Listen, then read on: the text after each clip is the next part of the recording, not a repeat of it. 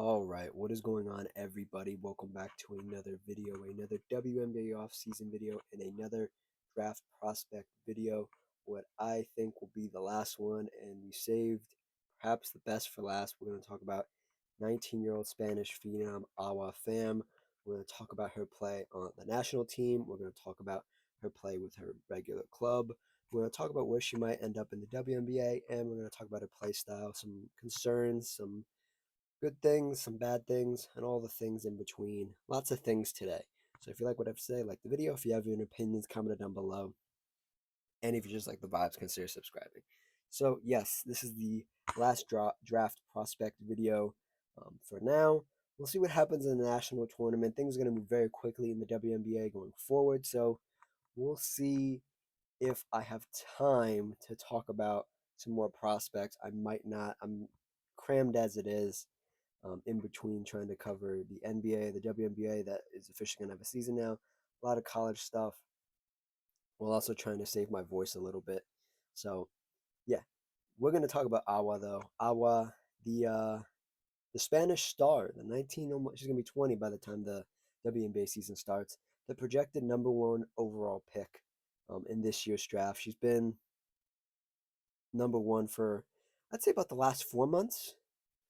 Yeah, but I'd say about the last 4 months or so. And I got the chance to watch her in the World Cup qualifier was that last week or was that this week? That was this week. Yeah, that was early this week in Puerto Rico. The first time I got to watch her live. I do like to try to catch these prospects live so I can get a good read on their body language, their intensity for the game, and all that stuff because highlights just chop the best bits of their games up. I want to see like when you miss a shot. I want to see how you get back on defense. I want to see all these things.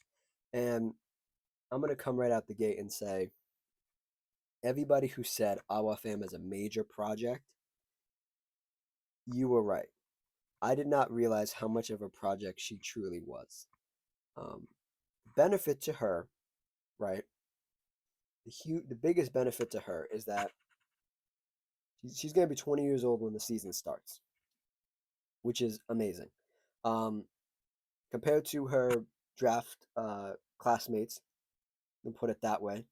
Um, 23, 23, 22, 22, 22, 23, 23, 22, 22. So she's I want to say 2 years behind in development, but she has 2 years remaining where she's still going to be truly developing, versus some of the other prospects in this draft who I want to say at their ceiling already, but have reached all they can in college and now are going to the WNBA to take the next step, go to the next level, and get even better. I was going to be coming into the WNBA with some more things to discover about herself and her game. And the biggest thing for her, even being the number one pick, is going to be if she lands on the right team. Because I saw a lot of things I liked in this qualifier tournament.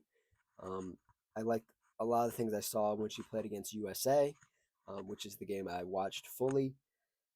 And I have notes here. They're very brief notes because she didn't start um, on the Spanish national team. She came off the bench. She didn't play a whole lot. And I just want to, for not for reference, for reference, for those who don't know, when you play on the national team in any country, usually the senior players have priority. They have seniority. Duh. Um, so her being 19, being as raw as she is, she didn't get a lot of playing time. I'd say she got equal. The coach tried to get everybody equal playing time, but she was a bit hit or miss. Some of the positive things, all positive actually. I have no negative notes about her really, during this game.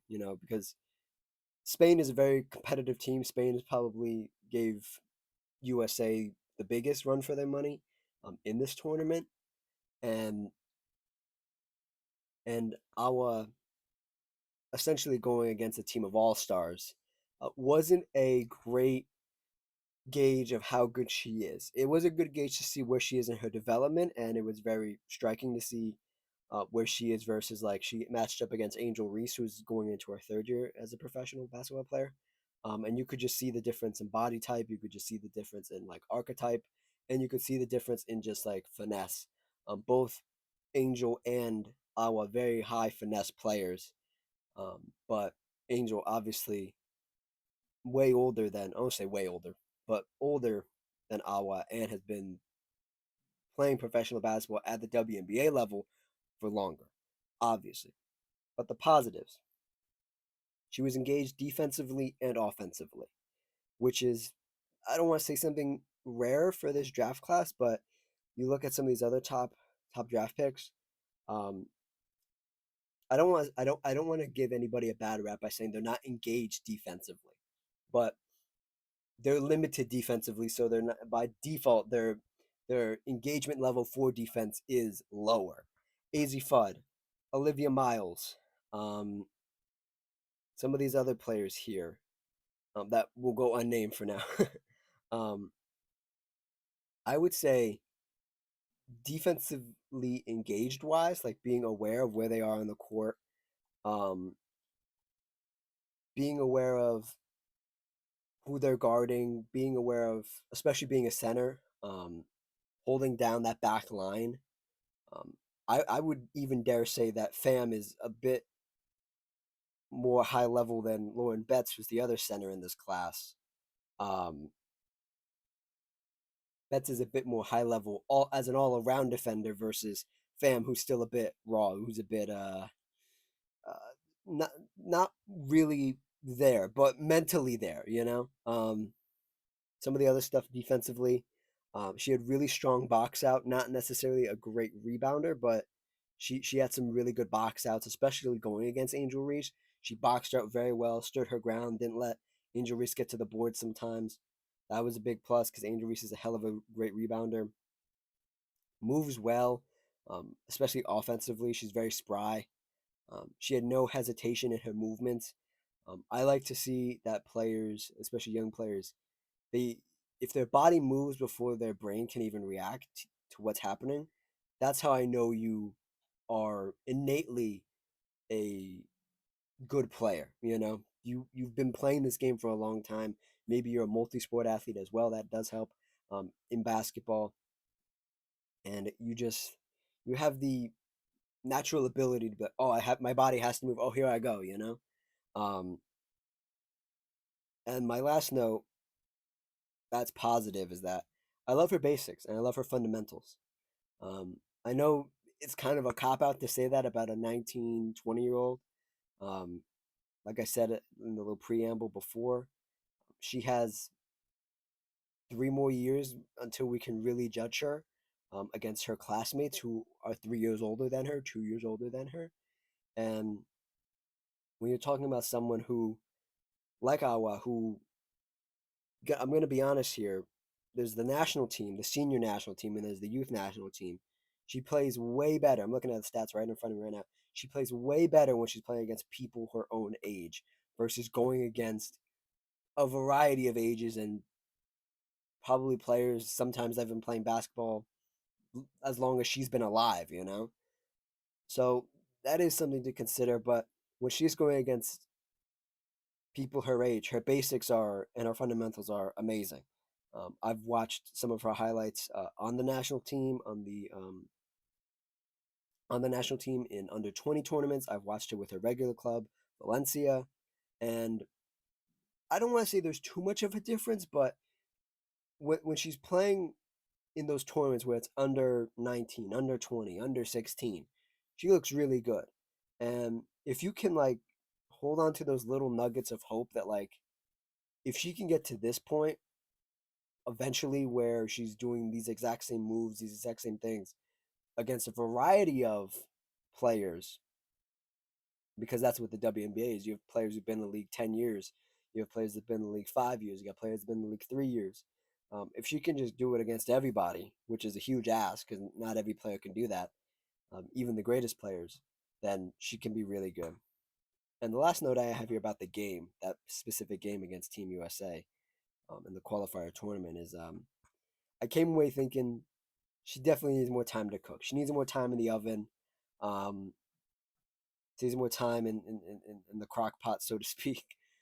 She needs more time, in the pizza oven, whatever oven that's needed. She needs more time in it because she is very raw. And to be quite honest, I look at these stats and I'm looking at them right now. Very inconsistent. She needs consistency, and that's a big part of what team drafts her. Is she going to get some consistent playing time? Is she going to be Well, the biggest question is she going to come over? That I think that's another thing we need to talk about here because you can get drafted, but the other thing is, do you want to come over? If she gets drafted by a shit team, does she want to come over and play for said team? That's also the biggest thing. Um, I think she's gonna come over. I don't want to say right away, but I think she's gonna come over expeditiously. I've never I haven't seen anything that indicates that she's not gonna come over. Maybe there's a little bit of a delay if Valencia tries to keep her on a little bit longer to finish out a season or finish out a championship run of some variety, but I think she will play this WNBA season, whether it be the second half or even at the earliest, when everybody else plays and makes their rookie debut. Lastly, for this USA game, I do want to give you the numbers for this game. She had 10 points, 5 rebounds, 5 of 8 from field goal, 0 of 3 from three. She didn't seem too confident shooting the three. When you watch her highlights, it makes it seem like she's a better shooter, like she shoots it more frequently than she does. When you actually look at the numbers, she doesn't shoot it that often. I would like to see her take it more. If we go here and we go look at where are these I'm looking for her 3-point percentage, and with these FIBA plays, sometimes it's hard to find stats, but the bare minimum, she takes like 1.5 threes a game. She shoots 80% on them. If I'm being honest, and I have to evaluate, if I'm a GM and I have to sit down, I have to evaluate her, I have to talk to her, and like I'm interviewing her, I have to I would tell her, I say, hey, we're not, we think you're really good around the rim already. There's gonna be some mistakes made around the rim in the WNBA. You're gonna get your shot blocked. You're gonna get stuck in quicksand at this level, and we want you to focus on your mid range and your three. Because I think if she can stretch the floor, especially what is she 6'4"? Is she 6'4"? That'd make her more of a small ballish center, especially compared to Lauren Betts, who's 6'7". Compared to an let's see, where is she? Yeah, she for reference, just for American fans, um, she's about as tall as Sarah Strong, who plays at UConn right now. So she's around the same size, definitely a lot skinnier. Obviously, you can tell from these pictures in front of you, um, a fair bit skinnier. Do they have her weight listed here? They sometimes they don't list weight, which I wish they did, but yeah, they don't have weight here. I wish we knew her weight. Um, she's she's just raw. She's just I'm saying raw a lot because this whole time I've been doing this draft prospect stuff for this draft, I've been adamant that she's the number one pick. She's the number one pick. She's the number one pick, and I still stand on that. But there are some stipulations to her being the number one pick now. I think that I'm going to get to here in a second. But um, she's not your typical center. I would say if I had to pick a name out of a hat to like give you a reference point, she's sort of like Kristaps Porzingis from the NBA, who had a very short time period where he was in his prime and he was really good. And now he's just sort of like a stretch big who's is still athletic. Um, One more positive thing, Awa Fam isn't necessarily a shot blocker, but she does contest shots very well. Um, she's From the highlights I saw, I was watching her specifically again with her regular basketball club, Valencia, with the national team. More so with Valencia, she's a great communicator on the back line. You Depending on the defense they're playing, you can see her pointing out to her teammates. You can see her holding down the paint. Um, it's really good stuff, and I think that's something that GMs are going to look at and say, well, if she's a great communicator and she's going to help our back line, she might not necessarily be a center right now. She might have to play power forward and work her way up to center. By year 3, when she'll be 23 and probably have her body, and probably have her pro body, getting access to all the WNBA amenities and everything like that. But The backline defense is really good. Um, and the other word I'd use for her defense is disruptive. She's very disruptive. And I'm not sure that disruptive nature is going to work in the WNBA because the the passes that these players make are about, let's say, about they don't gamble as much. There are some easy steals you can get. The steals are very high in women's college basketball and women's basketball as a whole, but I don't know if her disruptive nature is going to work um, at the next level, and it might take her a year or two to really get back to being that defender that we think she can be. Um, per Tankathon here, her stats overall, I guess, just playing for Valencia, playing for the national team, 12 points per game, 7 rebounds, 2 assists, uh, just half a block, and 2.4 steals. That is the highest, one of the highest amongst any of these players. Yeah, that only behind AC Fudd, is who plays it. We won't get into it.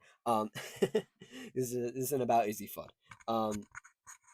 Let's move into um this post I keep referencing um off WNBA Reddit, where this user took the WNBA 2026 draft database and put it in a top 60 consensus prospects, and this user has from their highest rank to the lowest rank, um, and Awa Fam is here, and her highest rank, obviously, like I said, she's the projected number one, is number one, and her lowest at some point was 13, and her average rank is 2.4. So from 1 to 3, she's around there. Now to get into some where she could end up talk, um, let me get my ramble about Dallas here because Dallas has the number one pick. I've been rallying them all year to take Awa or Lauren Betts. At this point, well, let me take that. Let me say this first. Right now, as of today, it's almost the end of it's the middle of March, almost the 20th. Um, you guys are getting this video later. I'm pre-recording this video.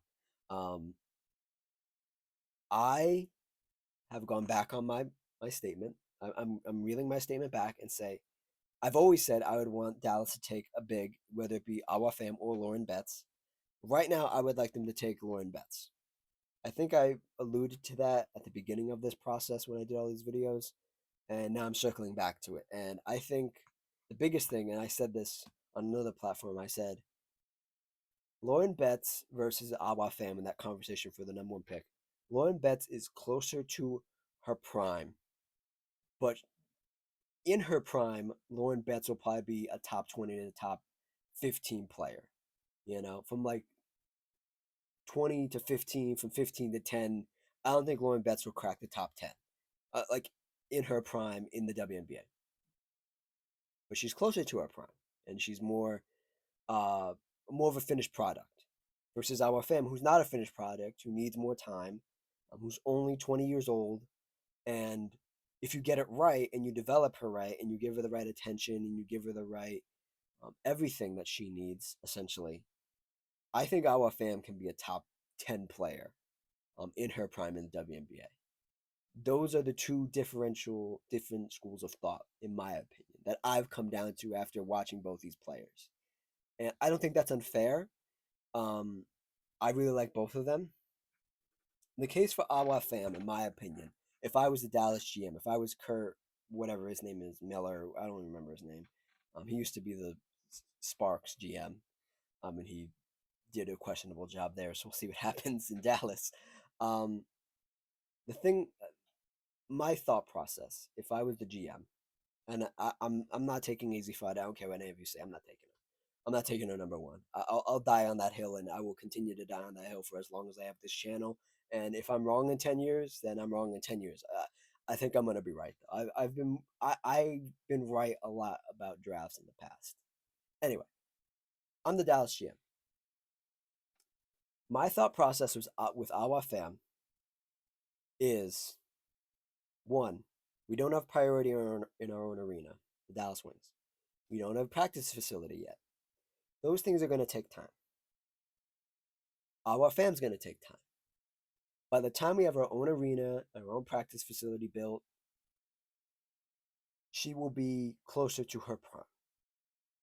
And by proxy, by association, Paige Beckers will fully be in her prime 2, 3 years from now. Is that something you want to wait for? Is that something I would wait for? It's a gamble, but I would say yes. I would be comfortable waiting. I would be. I would totally be comfortable waiting. I think the biggest thing in the WNBA is guard, center slash forward combos. I do not want my two best players to be two guards. Not at the outset of a rebuild. And that's what they're at. That's what the Dallas Wings are at. I do not want my best two players to be two guards.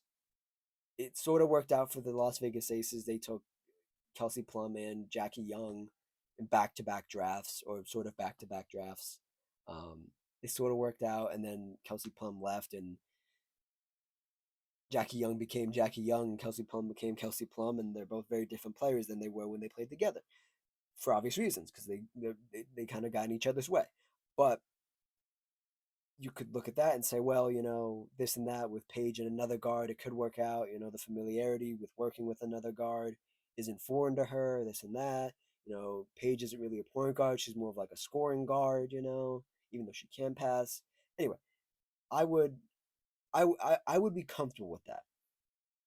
But if I want to move through the rest of this decade, the end half of this decade, and say, hey, we at least want to make one finals by the end of the decade, I have to take Lauren Betts. I just have to, because she, like I said, she's closer to her prime. She has her deficiencies, defensively especially. She's used to playing some different sort of defense that she does, different sort of defense that they play at UCLA. She's in a lot of drop coverage. You can't really do drop in the WNBA because everybody's a shooter almost. Especially you can't drop even if you're in the mid range. But I think the biggest thing that can help Lauren Betts, and what we've seen in the NBA and what we've seen in the WNBA, is that teams are willing to resort to zone defense, a 2-3, a 3-2, a 4-2, whatever needs to happen. If the coach is smart enough, and I think um, Coach Fernandez, the new Dallas Wings coach coming from college, is aware of the zones and is aware of international basketball. His biggest recruits are international. When he was a coach in Florida,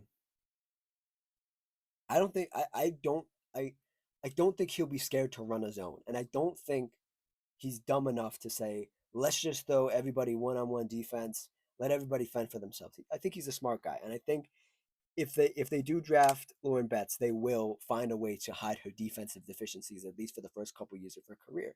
And same thing for Paige Beckers. I'm not saying Paige Beckers is a terrible defender, but you can run a zone in which you can hide two bad defenders that are each not bad, but at least subpar defenders in Paige and Lauren Betts.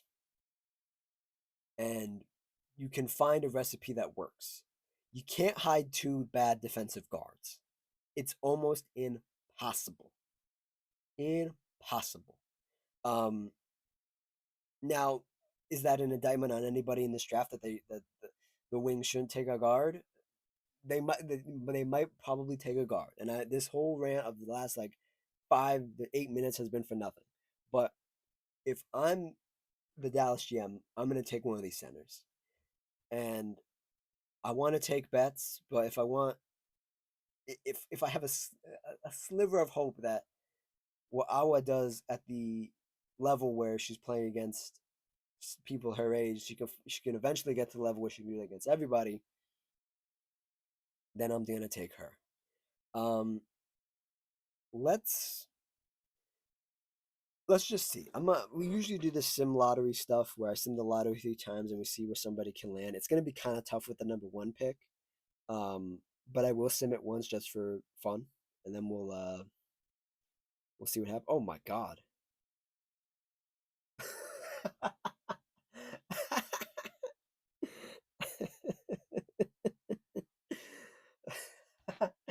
I say that, and the Washington Mystics trade up to the number one pick. So hypothetically, in a fantasy land, right? The Mystics jump up to number one. I think I, I don't know what they're gonna do. Actually, I hadn't thought about that scenario. Um, hmm. Let's skip that one because I don't know if that's gonna happen. Let's operate under the assumption that this will be the draft, right? At one, the Mystics. At two, Dallas. At three, Minnesota. At four, Seattle. At five, um, Chicago Sky. Let's walk through these first five first. Um, we're skipping Washington because that probably won't happen. I could almost like 90% guarantee it. Let's talk about Awa Fam on the um, Minnesota Lynx. I kind of somebody floated this idea around to me on some forum. I forget where it was, and I was like, I'd never seen Awa like at three or outside of the top three for that matter. And I started to think about it, and I was like, it could work. And there's some stuff that I we're gonna do WNBA like hot topic like hot hot takes like predictions for next season soon. I have a strong feeling here in the next month, couple months that the Lynx might fall apart. There might be some falling apart that's going to happen with this team. They made it to the finals. They the year previous to 2025, so 2024, they made it in 2025. They fell apart in 2025, and now with the new money that's coming in, some of these players are getting big ideas and they want a big paycheck. And they're not going to get it, and they're probably going to leave the team to go get a big contract. And I have a sneaking suspicion that this team is going to fall apart at the seams. Um, and that makes room for them getting a really high talent. And I've seen Olivia Miles floated there as well, but Awa Fam with the Fisa Collier with Elena Smith, I kind of like it. I kind of like it. I really like that. That's a huge front court. It flows perfectly. Uh, Fam can learn from Collier. Um, it would be sensational. It'd be really good. Seattle for Fam. They have a new head coach so that does make a difference. They already have Dominique Malanga, but you could do a foreign backcourt, the French and Spanish connection in the front court. Part of me, with Dominique Malanga, with um, Awa Fam, could work. Could be the new Twin Towers. Could work. You could sell me on it. To Chicago, let's not talk about Chicago. There's a bunch of stuff going on. I alluded to it in my last video. We're not gonna talk about Chicago. They already got two bigs. Will they get rid of one of them for Fam? Sure, maybe. I don't know. Wow, in this draft, the simulated draft, Lauren Betts is at 6. Okay, that's interesting. Anyway, to Toronto, Awa Fam, cool. No, no, like I said this about these two expansion teams. In my last video, I was like, there's no real culture. It's going to be a shot in the dark. You're going to get a talent to bring people to watch the games. Cool. I have no thoughts on it because we don't know the rosters. Maybe I should redo some of these videos, or I should go through the top picks and see if they fall and they end up in one of these expansion teams after the expansion draft. Would it work? I don't know. Maybe that's a video idea for another time. Portland Fire, again, no comment really. If she, I'm going off the assumption that again the lowest that she was 13. Awa Fam at some point, so I'm just going through all these teams. Um, if do do not let the fever is at 10 here. Do not let the fever get her. Do not, do not. If the fever get Fam, that would be insane. If all these teams pass on her, she falls all the way to 10, and the fever get her. Woo! Freaking Aaliyah Boston, Awa Fam front court with Kelsey Mitchell and Caitlin Clark and Lexi Hall. Ooh, I like that. Oh boy. And then the last one we'll really talk about here is um, the Connecticut Sun. The Connecticut Sun are just in purgatory right now, and I don't. This is one of those teams where I think if Fam got drafted there, she'd be like, I'm just gonna keep playing basketball in Spain. I'm good. Um, that's what almost. There's a couple teams in here that I could see her doing that with. Just a couple, just like two or three, but that's definitely one of them. And the last thing I want to talk about is her player comparison and who she plays like and who could she play like at the next level. And to be so brutally honest, I couldn't think of anything. I really couldn't. She's just so like, I'm gonna use the word immature, but like so not developed. She could be anything, really.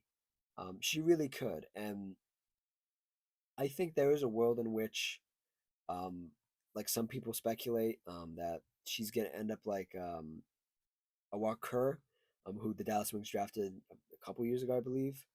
Um, and she's just a project. She's 2 years, as I like to say, and as a lot of people like to say about draft prospects, they're 2 years away from being 2 years away. You know, just give them 2 more years, they'll be in their prime. Give them 2 more years, give them 2 more years, and then they're like 30, and they're like, what the hell happened to that player? She could be one of those, which is entirely possible. But I believe in Awa, and I believe in the right circumstance with the right team, she would be really good. She'd be really good. Just actually, before we do that, let me let's see. If I go through these teams, let's go through like the top 10, right? Or the top 10. Um, would she be good? Would it be a good place for her to develop? Period. That's the only question I'm asking. The Mystics, yeah, yeah. If you let her develop, yeah. The Wings, yeah. The Lynx, yeah. The Storm, yeah. The Sky, no. Toronto, yeah, they got nothing but time. The Fire, yeah, they got nothing but time. The Valkyries, if the Valkyries got her, oh boy, that's a hell of a way to keep rebuilding. I would love that actually. That'd be really cool. Um,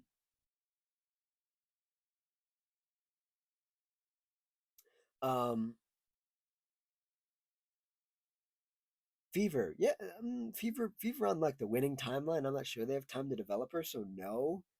And then the um the Connecticut Sun, no.